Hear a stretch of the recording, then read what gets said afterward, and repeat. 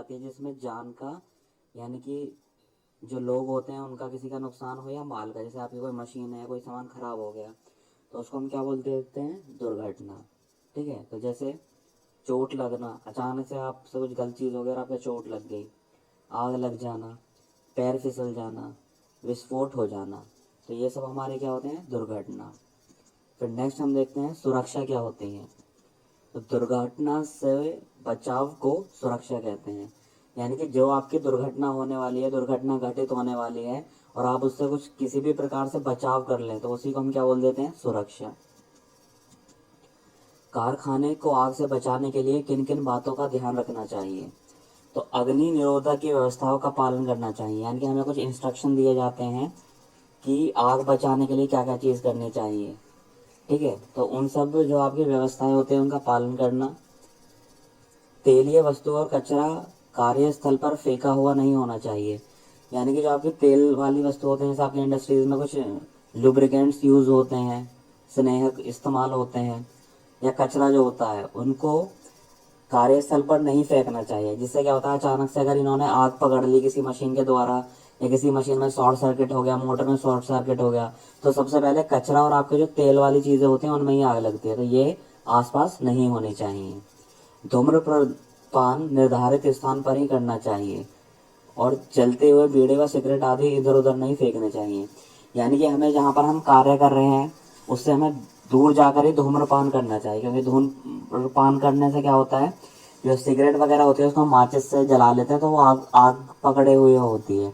अगर उसको हम कहीं ऐसी जगह पर डाल दें या वो कहीं ऐसी जगह पर गिर जाए जहाँ पर कोई चीज़ आग पकड़ सकती है, तो उससे काफ़ी नुकसान हो सकता है।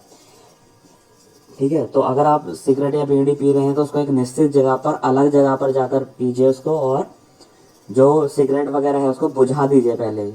ठीक है, और उसके बाद उसको डस्टबिन वगैरह में डाल दीजिए, मतलब कार्यस्थल से आपको दूर रहना है।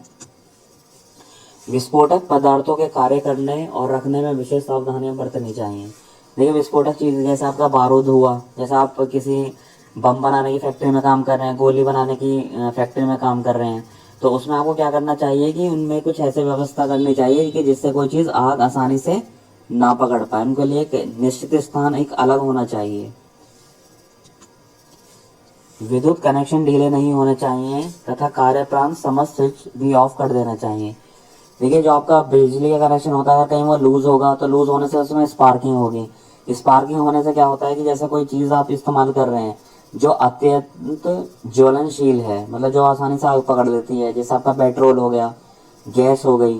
बहुत सी कंपनीज में क्या होता है कि जो आप घर में जो गैस एलपीजी यूज़ करते हैं वो वहाँ पर हीटिंग के लिए, गर्म करने के लिए इस्तेमाल की जाती हैं। तो अगर आपका कहीं कोई स्विच लूज रह गया, ठीक है, या आपके कहीं पर किसी तार में क्या हो गया, वो ढीला है, तो उसमें स्पार्किंग होने की वजह से वो चीज़ आग पकड़ सकती है। और दूसरी बात यह है कि जैसे आप कोई भी कार्य खत्म कर लेते हैं, तो खत्म करने के बाद हमें सारे स्विचेस जो हैं, किसी भी प्रकार के जो स्विच हैं, जैसे आपका पंखा चल रहा है, आपका ट्यूबलाइट चल रहा है, ठीक है, या कोई मशीन चल रही है, या कोई ड्रिल मशीन चल रही है, कोई भी चीज़ चल रही है, तो अगर हमारा काम पूरा हो गया है तो सबसे पहले हमें उन स्विचेस को ऑफ करना चाहिए। बहुत सी जगह ऐसे होता है कि लोग खुला छोड़ जाते हैं पंखा, बल्ब कुछ, या कनेक्शन वगैरह, या मेन जहाँ से आपकी सप्लाई आ रही है होती है उसको आप बंद नहीं करते हैं। तो होता क्या है कि कभी ओवरलोड होने की वजह से या कुछ होने की वजह से, या लाइट ही ज़्यादा आ जाए तो उसकी वजह से शॉर्ट सर्किट हो जाता है, जिससे कि उसमें आग लगने के चांसेस ज़्यादा होते हैं।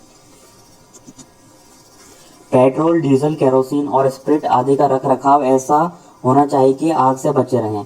यानी कि अगर हमारी किसी कंपनी में पेट्रोल हो रहा है इस्तेमाल, डीजल हो रहा है, केरोसिन यानी कि मिट्टी का तेल हो रहा है, या स्प्रिट अगर यूज़ हो रहा है, तो हमें इनको बिल्कुल ढक करके और किसी एयर टाइट कंटेनर में बंद करके रखना चाहिए, कि जिससे अगर वो कंटेनर गिर भी जाए या लुढ़क जाए तो तेल बिखर इधर उधर ना बिखरे। तो इनको बहुत सावधानी से रखना होता है।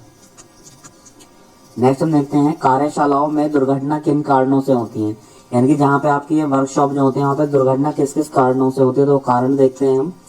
एक तो सबसे बड़ा है असावधानी, मतलब आप सावधानी से कोई काम नहीं कर रहे हैं, घूम रहे हैं, ईयरफोन लगा रखा है कान में, या किसी से बातचीत कर रहे हैं, मतलब आप सावधान नहीं हो, तो उस अवस्था में भी आपके क्या होते हैं, दुर्घटना होने के चांसेस होते हैं। दूसरी क्या है, अस्वास्थ्यता, यानी कि अगर कोई एक आदमी बीमार है तो बीमार आदमी को क्या होता है, उसका शरीर दुखता है या सिर में दर्द है या किसी भी प्रकार की बीमारी है, तो क्या होता है कि उसका ध्यान कार्य में लगकर आराम की तरफ जाता है। तो जहाँ उसने आराम, मतलब आराम से किस में आ गया, वो आराम करना चाहेगा और उसका आराम मिल नहीं पा रहा, मतलब वो अवस्थ है, तो उसका ध्यान अपने दुख दर्द की तरफ जाएगा, तो उससे भी उसका एक्सीडेंट हो सकता है, यानी कि दुर्घटना हो सकती है। अज्ञानता, देखिए अगर हमें किसी चीज़ के बारे में जानकारी नहीं है और हम कोई वर्क कर रहे हैं, जैसे हमें कोई मशीन चलानी है, आपका खराद मशीन यानी कि लेथ मशीन चलानी है, मिलिंग मशीन चलानी है, या आपकी ड्रिलिंग मशीन चलानी है, ड्रिल मशीन, और उसकी हमें जानकारी नहीं है कैसे चलेगी, अगर हमने गलत यूज़ कर लिया, पता चला कि हमें वो चलानी नहीं आ रही और हमें करंट लग गया, या हमें उसको किस दिशा में चलाना था, हमने अपोजिट दिशा में चला लिया, उसको विपरीत दिशा में, तो उससे भी क्या होता है, हमारा एक्सीडेंट हो सकता है। अनुचित वेशभूषा, मतलब ये है कि जैसे कुछ लोग खुले बालों करके चले जाते हैं, या जैसे कोई फीमेल है वो काम कर रही है, कोई महिला काम कर रही है, तो उसकी चुन्नी इतनी बड़ी है कि वो मशीन के किसी चलते हुए हिस्से में आ गई, तो उससे भी क्या हो सकता है, उसका एक्सीडेंट हो सकता है। तो हमें कपड़े जो हैं हिसाब से पहनने चाहिए, ऐसा नहीं कि हमारी जो शर्ट है, हमारा शर्ट हमने अपने दुगने साइज की पहन रखी है, पता चला वो बार बार शर्ट किसी चलते हुए गियर में आ गई, या पुली के अंदर आ गई, या किसी भी प्रकार से मशीन चलती हुई मशीन में आ गई, तो उससे भी आपको दुर्घटना हो सकती है। अत्यधिक विश्वास, मतलब ये कि बहुत से लोग होते हैं कि नहीं मैं इस काम को कर लूंगा, और बहुत ज़्यादा विश्वास करते हैं और वो चीज़ उस पर हो नहीं पाती, ठीक है, तो इससे भी क्या होता है, एक्सीडेंट हो सकता है। जैसे सपोज हम कर लेते हैं कि एक आदमी है, वो 10 किलो का वेट उठा सकता है, और लेकिन उसको 15 किलो का वेट हो गया, वो सोच रहा है कि मैं इसको 2 बार ना ले जाकर एक बार ही ले जाऊं, तो उसके अंदर आत्मविश्वास जो है वो ज़्यादा ही हो गया, और वो ले गया, पता चला वो गिर पड़ा, या उसके चोट लग गई, या वो उस वजन के नीचे दब गया, तो इसलिए हमें अत्यधिक आत्मविश्वास नहीं करना चाहिए। अनुशासन का अनुभव, मतलब बहुत से लोग होते हैं कंपनी में अनुशासन में नहीं रहते हैं, मतलब लड़ते हैं, झगड़ते हैं, किसी को कुछ बोल रहे हैं, मतलब घूम रहे हैं, नाच रहे हैं, तो इसकी वजह से भी क्या हो सकता है, आपका एक्सीडेंट हो सकता है, यानी दुर्घटना घट सकती है। उतावलापन और जल्दबाजी, बहुत से लोग क्या होते हैं कि काम जल्दी खत्म करने के चक्कर में क्या करते हैं, जल्दबाजी करते हैं, तो क्या करते हैं कि जैसे कुछ वेट रखा हुआ है 10 किलो और उसकी कैपेसिटी 5 किलो की है, ठीक है, तो वो 5 किलो को क्या करा, उसको जल्दबाजी लगी हुई है, वो क्या करा, सामान को जल्दी से उठाया उसने 5 किलो का सामान, और जल्दी से रख कर आया, पता चला जल्दबाजी के चक्कर में उसका पैर फिसल गया, तो उससे भी उसकी दुर्घटना हो सकती है, यानी कि हमें जल्दबाजी नहीं करनी चाहिए।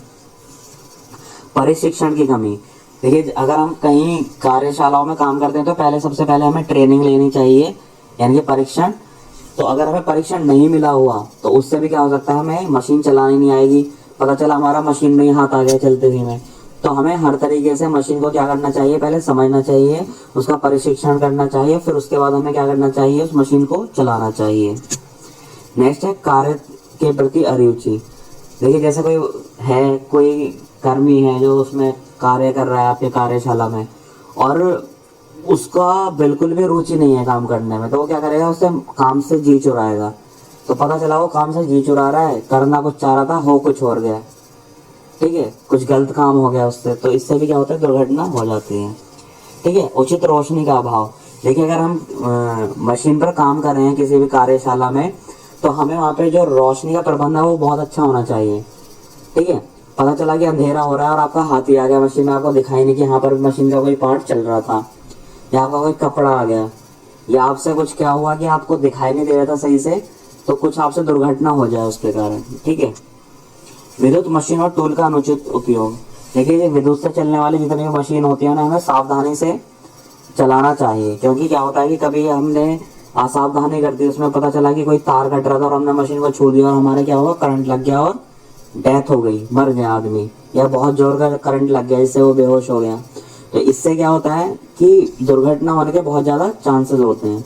तो विद्युत मशीन होगा तो हमें बहुत सावधानी से ज्ञानपूर्वक सबसे पहले देखना चाहिए कि मशीन में कहीं करंट तो नहीं आ रहा है, या मशीन का कोई तार तो नहीं कटा हुआ, तो ये सब चीज़ें हमें देख करके ही इसका उपयोग करना चाहिए। नेक्स्ट देखते हैं, स्वयं की सुरक्षा के लिए किन किन बातों का ध्यान रखना चाहिए, यानी कि अगर आप किसी कार्यशाला में कार्य कर रहे हैं तो आपको किस किस बातों का ध्यान रखना चाहिए, ठीक है। तो सबसे पहले आपका समुचित पहनावा होना चाहिए, यानी कि आपके जो कपड़े हैं वो प्रॉपर होने चाहिए, ठीक है, और प्रॉपर होने के साथ ऐसे नहीं होने चाहिए कि आपके कपड़े जो हैं आपका साइज कुछ और है और आपने उससे बड़े साइज के कपड़े पहन लिए, ठीक है, उससे क्या होगा, आपका मशीन में कोई चलती हुई मशीन का जो कोई पार्ट है उसमें आपका कपड़ा फंस सकता है। दूसरा, अगर आपने छोटे पहने तो वो आपका हाथ सही से नहीं चल पाएगा, तो उसकी वजह से भी क्या होता है कि जितना आपको हाथ चलाना चाहिए था उतना नहीं चल पा रहा है, तो उससे भी कोई ना कोई दुर्घटना हो सकती है। बिना जानकारी की कोई मशीन नहीं चलानी चाहिए। ठीक है, देखिए अगर हमें किसी मशीन की कोई जानकारी नहीं तो पहली बात तो हमें उसको चलाना ही नहीं चाहिए। पता चला उस मशीन वो खराब है और आपने वो चला दी और आपको उसकी जानकारी भी नहीं थी कि अगर भाई मैंने खराब मशीन चला दी, अब इसको बंद कैसे करना है, कहाँ से बंद होगी, तो उससे भी आपकी दुर्घटना हो सकती है। इसलिए हमें अगर किसी मशीन की कोई जानकारी नहीं है तो वो नहीं चलानी चाहिए। फिर क्या है, आवश्यकता अनुसार चश्मा और दस्तानों का प्रयोग करना चाहिए। देखिए हम चश्मा जो है वो किस लिए लगाते हैं, अपनी आंखों की सेफ्टी के लिए, सुरक्षा के लिए। बहुत से ऐसे होता है कि कंपनी में या जहाँ कार्यशाला में आप काम कर रहे हैं वहाँ पे क्या होता है कि छोटे छोटे जो चिप्स होते हैं जो धातुओं से और लकड़ी से निकल कर आते हैं वो आपकी आंख में जा सकते हैं। तो ऐसे जगह पर हमको चश्मे का उपयोग करना चाहिए। बहुत सी जगह होता है कि कहीं पर पैनी चीज है वो आपके हाथ में लग जाए, तो उसके लिए आपको अपने सुरक्षा के लिए अपने हाथों में दस्ताने पहनने चाहिए। अच्छा, कार्य करते समय मजाक या बातचीत नहीं करनी चाहिए। देखिए अगर आप मजाक कर रहे हैं, बातचीत कर रहे हैं तो क्या हो सकता है, आपका ध्यान कहीं और जा सकता है। और जैसे कोई मशीन है, आप उस पर कोई वर्क कर रहे हैं और आपका ध्यान कहीं और चला गया, पता चला आपका मशीन में यहाँ आ गया। तो हमें कार्य करते समय मजाक या किसी प्रकार की कोई बातचीत नहीं करनी चाहिए, सिर्फ काम पर फोकस रखना चाहिए। ठीक है, और देखिए जो हमारी मशीन्स वगैरह होती हैं उसमें सुरक्षा गार्ड लगे हुए होने चाहिए, मतलब कोई जाली प्रकार की लगी हो या आपको ऐसा लग रहा है कि उससे छींटे आ रही है मशीन से, तो एक शीशा लगा हो वहाँ पर जिससे कि छींटे आपके हाथ पर, पैर पर, आंखों पर, बालों पर, सर पर ना जा पाए। बिजली का ज्ञान ना होने पर बिजली के तारों से छेड़छाड़ नहीं करनी चाहिए। देखिए बहुत से लोग क्या करते हैं कि अगर कोई मशीन का तार खराब है और किसी को जानकारी नहीं, वो गया और उसने पता चला तार जोड़ने के लिए गया था और बिजली नहीं पकड़ लिया। तो अगर आपको प्रॉपर जानकारी नहीं है बिजली की तो हमें उस चीज में कोई भी बिजली के कनेक्शन वगैरह को जोड़ना तोड़ना नहीं चाहिए। कहने का मतलब ये है कि अगर कोई बिजली खराब हो गई या बिजली नहीं आ रही है तो आपको क्या करना चाहिए, आपको मैकेनिक को बुलाना चाहिए, इलेक्ट्रिशियन बिजली वाले को बुलाकर उसको ठीक करना चाहिए। अच्छा, घूमते हुए मशीन पार्ट्स को हाथों से रोकने का प्रयास नहीं करना चाहिए। देखिए अगर कोई मशीन है तो लोग क्या करते हैं, जनरली इसको जल्दी रोकने के लिए क्या करते हैं, हाथ से उसको पकड़ लेते हैं, लेकिन ऐसा नहीं करना चाहिए। मतलब जो पार्ट चल रहा है उसको अपने आप धीरे धीरे स्लो होने दीजिए, वो जैसे जैसे धीमे होगा अपने आप रुक जाएगा। हाथ से जबरदस्ती रोकने की कोशिश मत कीजिए। मशीनों के ऊपर पड़े चिप्स आदि को हाथ से नहीं हटाना चाहिए, इसके लिए ब्रश का प्रयोग करना चाहिए। देखिए जो आपकी खराद मशीन होती है, लेथ मशीन होती है, उससे क्या होते हैं, आपकी जो ड्रिल मशीन होती है उस पर जब छोटे छोटे चिप्स के टुकड़े निकल के धातु से गिरने लगते हैं तो लोग क्या करते हैं, उसको साफ करने के लिए हाथों का उपयोग करने लगते हैं। वो काफी शार्प होते हैं, मतलब बहुत पैने होते हैं, आपके हाथों में लगकर खून वगैरह निकल सकता है। ठीक है, तो उसके लिए आपको डायरेक्ट हाथ ना लगा करके आप ब्रश वगैरह से उसको हटा सकते हैं। ठीक है, नशे के हाथ में कार्यशाला में कार्य नहीं करना चाहिए। देखिए पहली बात तो अगर आपने नशा वगैरह या कुछ इस तरह की चीज की हुई है तो आपको पहली बात तो कार्यशाला में जाना ही नहीं चाहिए। ठीक है, बहुत से लोग क्या करते हैं कि जब नाइट शिफ्ट होती है कंपनी में तो ड्रिंक वगैरह करके चले जाते हैं, जो देखने वाला चेक करने वाला कोई होता नहीं है। तो ऐसी अवस्था में क्या होता है, वो एक्सीडेंट कर सकते हैं, मतलब दुर्घटना हो सकती है उनके साथ। ठीक है, तो नेक्स्ट टॉपिक है हमारा, हाथ से भार उठाते और ले जाते समय घाव लगने के क्या क्या कारण हो सकते हैं। तो पहला है भारी भार को अकेले उठाने का प्रयास। यानी कि अगर 100 किलो का कोई वेट है, एक आदमी सोच रहा है कि मैं इसको अकेले उठाकर ले जाऊंगा, तो हो सकता है कि वो उस पर ना उठ पाए, या उठा भी लिया तो उसके कहीं हड्डियों में उसके क्रैक आ गया, तो इस तरीके से दिक्कत हो सकती है। तो भारी भरकम चीज को या तो हमें किसी लिफ्ट वगैरह का उपयोग करना चाहिए या ट्रॉली का इस्तेमाल करना चाहिए, 4 या 6 लोगों की हेल्प से इसको उठाना चाहिए। भारी भार में पकड़ने की व्यवस्था का अभाव। देखिए आपने देखा होगा जब कुछ भारी चीजें होती हैं उनको आप उठाने के लिए उसी मशीन में कुछ पार्ट होते हैं जिससे आप पकड़कर, उसको हैंडल वगैरह होते हैं, उसको पकड़कर आप एक दूसरी जगह ले जा सकते हैं। लेकिन अगर उसमें पकड़ने की व्यवस्था नहीं है, मतलब हैंडल वगैरह नहीं है और आप उसे पकड़ कर ले जा रहे हो सकता है आपके हाथ से स्लिप करके नीचे गिर जाए। ठीक है, तो भार की जो पकड़ने की उसमें व्यवस्था होनी चाहिए। फर्श पर तेल या ग्रीस आदि लगा नहीं होना चाहिए। ठीक है, तो इसमें क्या होता है कि आपका जो फर्श है उस पर अगर कोई चिकनी चीज यानी कि तेल लगा हुआ है उस पर या ग्रीस लगी है तो आपका पैर फिसल सकता है।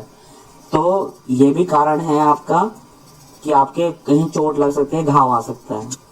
ठीक है, फिर नेक्स्ट है ट्रॉली में लाते समय बार बार लोहे की छड़ का प्रयोग ना करना।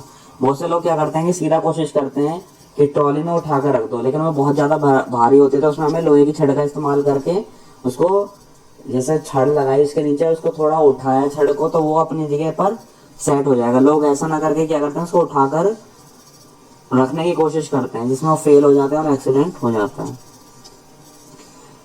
मार्ग में व्यवधान होना, यानी कि मार्ग में रुकावट होना। पता चला आप जिस मार्ग से जा रहे हो वहां पर कोई काम चल रहा है आपका, जैसे कंपनियों में कंस्ट्रक्शन का काम चलता है, मिस्त्री लगे हुए हैं, या रास्ता आप कहीं किसी ने ब्लॉक कर रखा है, यानी कि किसी ने रास्ता रोक रखा है, जैसे कोई ट्रॉली खड़ी कर दी बीच में, या कुछ वर्करों के लिए खाना रख दिया बीच में, या कोई बिजली का सामान रख दिया, तो इस तरीके से रास्ते में रुकावटें आ जाती हैं, तो उसकी वजह से भी क्या होता है, दुर्घटना हो सकती है।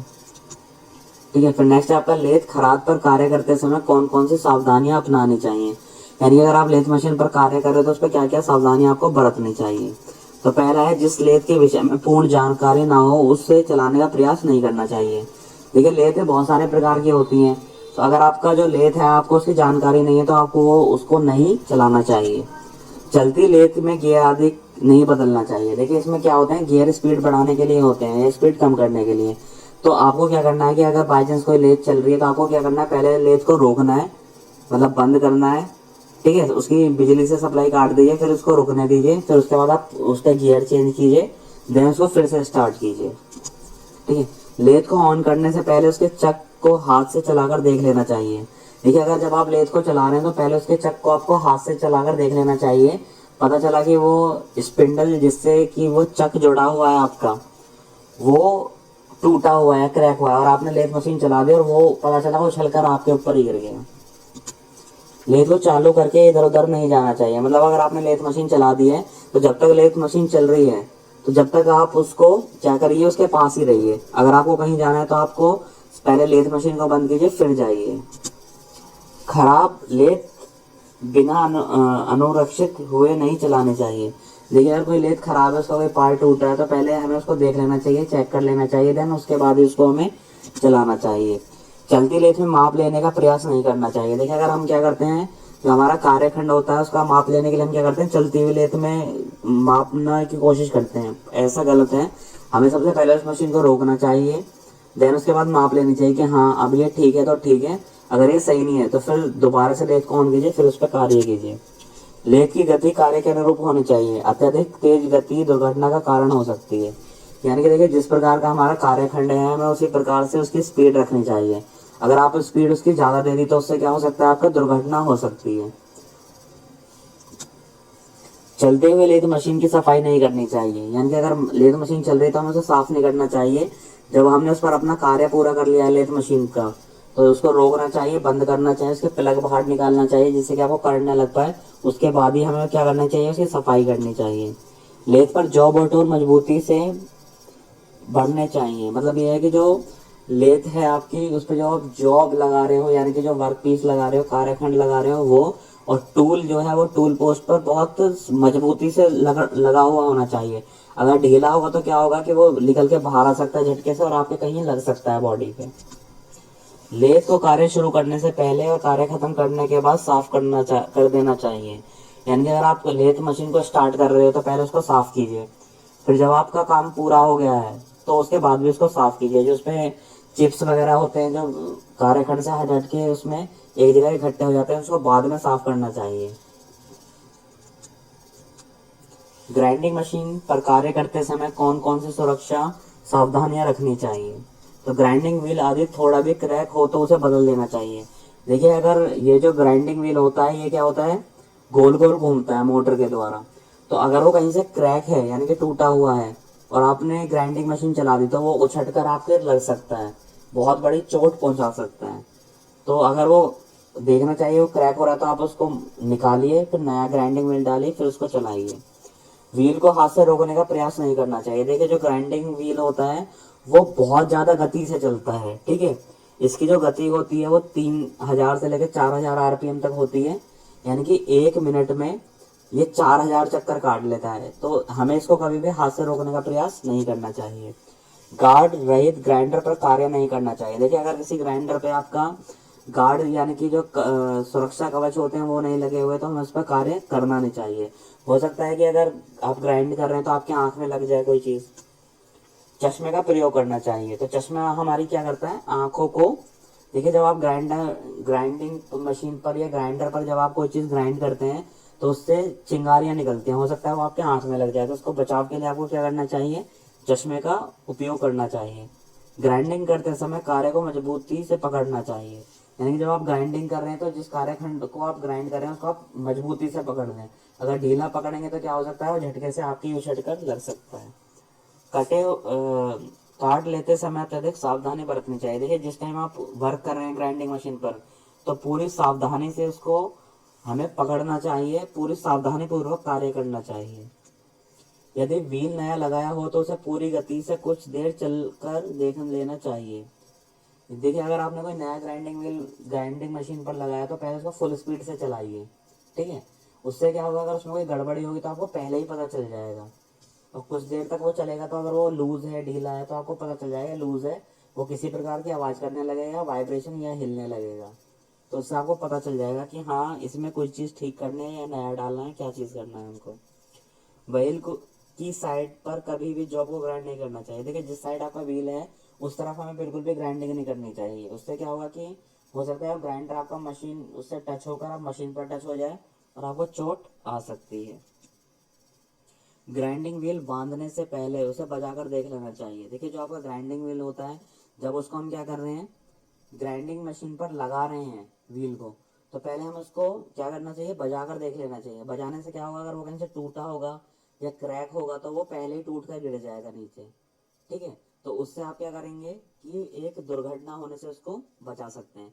यानी कि आपको क्या करना है, ग्राइंडिंग व्हील को जब आप मशीन में लगा रहे हैं तो उसको बजा कर देख लीजिए।